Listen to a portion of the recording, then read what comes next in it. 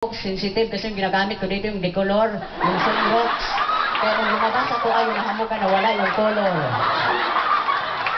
Kumusta naman po ang buhay niyo bilang milyonarya? Siyempre masaya ako ngayon, mayaman ako, thank you Lord! Ngayon mayaman ako, masaya ako kasi nabibili ko na lahat ng gusto ko. Dati kumakain ako sa mga karinderya, pero ngayon kumakain ako sa choking. Doon ako araw-araw sa choking, merienda, tanghali, hapunan, ginigising ko si Janty. Ay, si Jinky. Dr. Aiden ko, hello, may kamera ba dito? Hello, Dr. Aiden ko. Saka sa trainer ko, nagpapatrain ako sa kanya gumamit ng chopstick.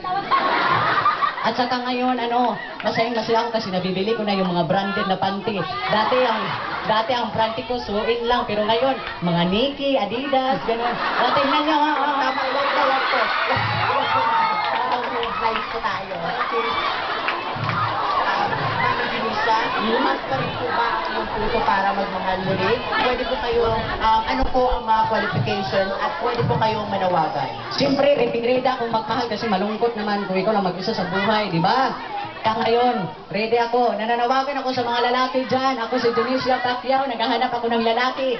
Ligawan ninyo ako nang bahala sa insurance ninyo, sa PhilHealth ninyo, sa GSIS, sa scholarship, sa pag-ibig, lahat-lahat akong bahala.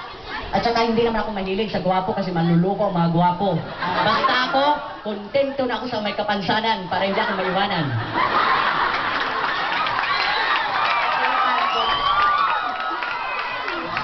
Okay, para po sa huli niyong katanungan, ano po ang masasabi niyo sa anak niyong si Manny? Manny! Ngayong nalapit na ang kanyang ngayong nalapit na ang kanyang laban.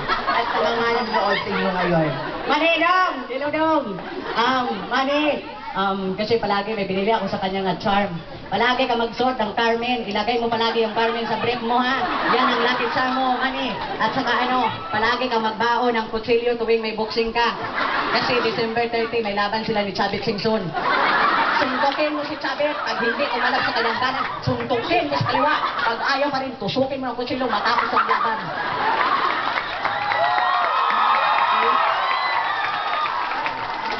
Ayun nga po mga kaibigan, nakapanayam nga po natin ang ating fresh natin bisita na si Mami Junissa. Kahit matanda na abay, ubod pa ng sexy. Kaya maraming salamat po Mami Junissa. Salamat doon. Mga kaibigan, patuloy lamang po kayong tumutok dahil magbabalik pa po ang Soko. Thank you, Lord!